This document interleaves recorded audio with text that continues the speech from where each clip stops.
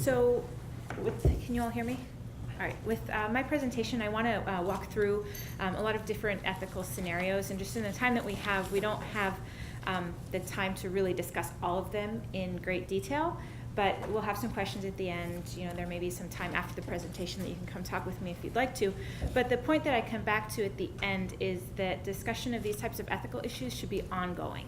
So, you know, discuss this with your research group, your coworkers, your lab mates. You know, if you come to the careers discussion this afternoon, you'll hear a little bit more about my background, but I've been doing this for about 5 years now, and, you know, there's still things that I'm learning about ethical considerations as it relates to publishing. So there are always things to learn about this. Is the mouse not working? Okay, so here are just a few situations that we'll walk through. You may or may not have experienced some of these.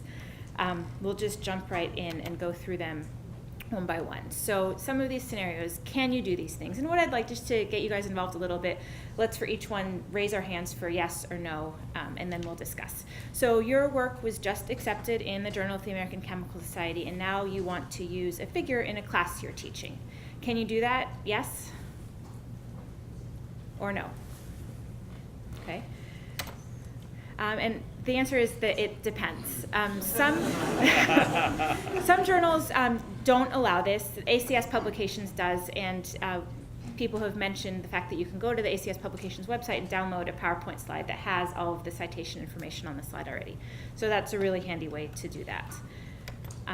Next scenario is your PI asks you to review an article that was sent to her to review. She tells you to submit the review in her name through the Paragon Plus system. So can you do that? Yes? No? Okay, correct, no. Learning to review is an important part in becoming a member of the scientific community, but simply completing a review for your PI and submitting it without having any checks done is not the way to do that. And in fact, it violates the confidentiality of the review process. So the correct way to do that is for the PI to contact the editor, say, you know, look, I'd like to have this postdoc or grad student take a look, and then for the PI to review the referee report before it's submitted. You should ask how many people have violated this. There's no judgment here. Just trying to educate. Okay. Number 3, you've just presented a paper at a conference and now want to submit it for publication. Can you do this? Yes or no? Okay. And it depends, but in most cases it's allowed. The exceptions, and this does vary by journal, and that's also a theme you'll see as we go through some of these, that you need to familiarize yourself with the different journals. The one I'm most familiar with is JACS. If your conference required an extended abstract, so a preprint that really looks a lot like a communication, and now you want to submit something to a journal as a communication, but all that information is already out there, that would be a problem. But, you know, if you gave a poster presentation at an ACS meeting and now you're writing a full article that includes tons of new data, that's really not a problem at all. All right, number 4, you cannot reach your co-author in Japan, but you know that they'd agreed to submit this paper for publication. So now, without getting their final approval on the manuscript, you want to go ahead and submit it anyway. Can you do that? Yes? Or no? Okay, correct. No. It's in violation of the journal publishing agreement. You have to get all of the co-authors' approval of the final submitted version. Not doing so could result in the paper being rejected without review and disciplinary action taken against the submitting author. So this is a really important one. You know, the publication, I guess the assumption is that all co-authors take responsibility for the work, and so they all have to have the opportunity to approve it before it's submitted. Kind of a related consideration to this is if there's an undergraduate or a graduate student that contributed to a project many years ago or several years ago who's since left the lab and maybe isn't in immediate contact, you know, what do you do? And the answer is try and contact that person to get their approval, you know, as much as you can, but if it's not possible, they're in the Peace Corps or whatever, you know, we've heard all of these. Just disclose it to the editor. Say, you know, look, I tried to contact this person. I can't for such and such a reason. And, you know, we did our best. And just disclosing that as was just mentioned, is a great step in the right direction. So, all right, you want to use a chapter from your dissertation in an article that you're publishing. Can you do that? Yes? Or no? Okay. It depends. Some journals, and again, so you need to check the journal's prior publication policy. In all ACS journals, there's a single web page that you can go to that lists the prior publication policy for every single journal. The one that I can speak to is JACS, and if something is included in a dissertation, it is considered published, and so you can't just republish that same exact data and conclusions again. All right, you just published your first paper in JACS, and now you want to show it to your family. Can you do that? Yes? Or no? Okay, and it depends, again. With ACS, you can use articles on request to share this article. The point we're trying to make here is that simply downloading the PDF and then emailing it around to everybody is not the best way to share a publication. You know, there are just lots of metrics that are counted, so in terms of usage, and librarians care about usage of the individual articles, and those counts are provided, I think, monthly and annually. And you know, accessing something through the link on the website is the best way to do that. All right, so I think I have a second slide of different scenarios. You submitted supporting information with an article that has been published, and since its publication, you want to use that SI elsewhere. Can you do that? Yes? Or no? Okay. Yes, with ACS publications you can. With other publishers you have to check. And the point I'm trying to make here, you know, obviously we're the ACS, we try to provide, you know, rights to authors to make it easy to reuse data and figures. And I'm not saying it's good or bad, but the publishers have different rules, and so you just need to check that out. All right. You want to use figures and tables from something you've already published in a poster that you're presenting at an ACS national meeting. Can you do that? Yes? Or no? Yes, you can. As long as you cite it properly, you can reuse tables, figures, artwork illustrations, and text abstracts in poster presentations, oral presentations, but again, other publishers might have different rules. So the article you're currently writing uses a lot of the same methods as an earlier publication from your same lab, and you want to use the same text for the experimental details. Can you do that? Yes? It's main text? Or no? Sorry? Main text? In the text of Not supporting information. Not supporting information in this, let's say the experimental methods, materials and methods. Okay. No. So whether or not you were an author on that earlier publication, this type of copying is plagiarism.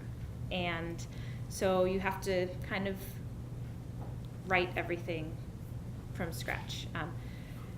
Can't you just say it was done as per Joe Blow's Exactly. protocol? Yes, and provide the citation. So annoying when you have to go to that other paper to read it and track it back and back and back. Yes, and so maybe that is support for what we discussed earlier, the having a searchable method database. Okay. All right. Your granting agency requires you to make your work freely available once it's published. Can you do this? Yes? Or no? Okay. Yes. So yes, but there are certain ways to do that. You can't just download the PDF and post it on your website. ACS author choice, which I'll define in a couple of slides, and just accepted manuscripts, in which the peer-reviewed manuscript, but before copy editing is published online. Those are ways to make the work freely available. And actually, I wanted to remember something that I think John mentioned in his talk. So granting agencies are requiring these kinds of deposits into institutional repositories and things like that.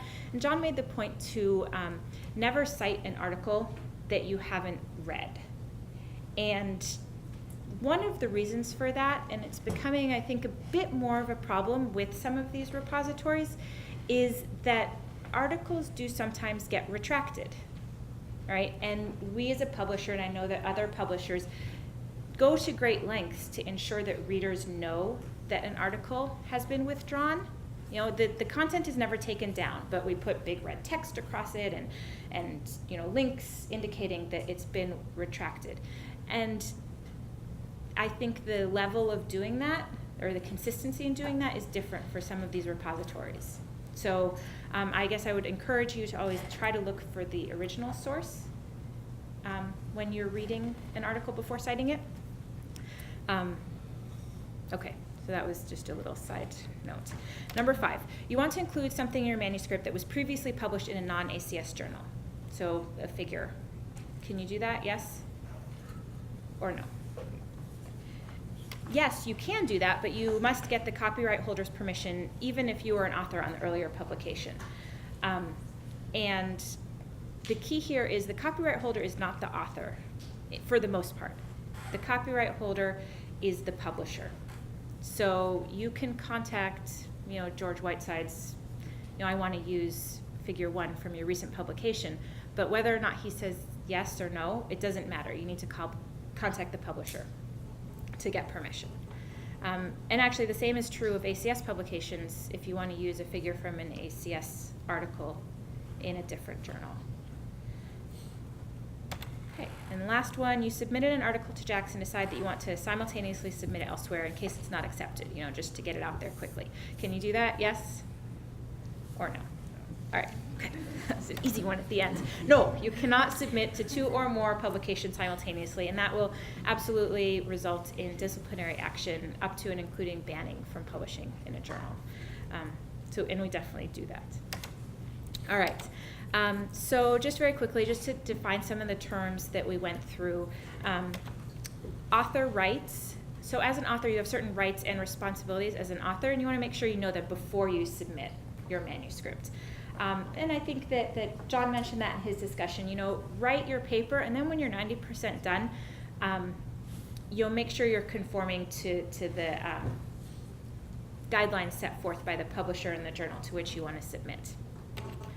The author's ethical obligations, we touched on some of these, but I think authors are obligated to be accurate in disclosing their data and results and presenting their conclusions accurately, not trying to do this tabloid science by pushing something to the background that is actually pretty important to the work. Disclosure, again in terms of the research, but also we touched on disclosing whether something was previously submitted to another journal, disclosing financial conflicts of interest, disclosing conflicts of interest with another author, citing all appropriate work, and just being professional in dealing with editors, referees, co-workers, and all of those things. And a lot of these obligations are described in the ACS ethical guidelines, which you can read on the web. Journal publishing agreements in general is a disclosure of author and publisher rights and responsibilities. A transfer occurs here between both parties, and you want to make sure when publishing with a publisher what rights you lost and what rights you've retained in using the work in the future. The ACS journal publishing agreement is just specific to the American Chemical Society. It's brand new, 6 months old. Expanded rights of ACS authors are included here regarding use of their manuscript, and the behaviors expected of authors are outlined here. So it's actually a pretty long document, but it includes some pretty important information. So I guess I would encourage you to, to actually read through it before signing it. All right, ACS author choice I mentioned on the previous slide, and this is the ACS's way of making open manuscripts or publications available open access. It's a one-time fixed payment, and the American Chemical Society facilitates unrestricted web access of the final published article at the time of publication. So that's the final copy-edited, really pretty PDF version. It ranges anywhere from $3,000 for a publication for non-ACS members down to $1,000 for members who are affiliated with a subscribing institution. Articles on request we also talked about as a way to share your work as opposed to just emailing the PDF. Articles on requests provides authors with a link that they can distribute And that link allows 50 free downloads of the published work, so the PDF, the first year after publication, and then that same link allows unrestricted access after 12 months. So that's the summary. If you have more questions, it's on the web, or I can answer some questions. Sarah can answer some questions. And then finally, the ACS Just Accepted service is something that has been available for about 4 ACS journals for a couple of years now, but it's now being expanded to many more ACS journals.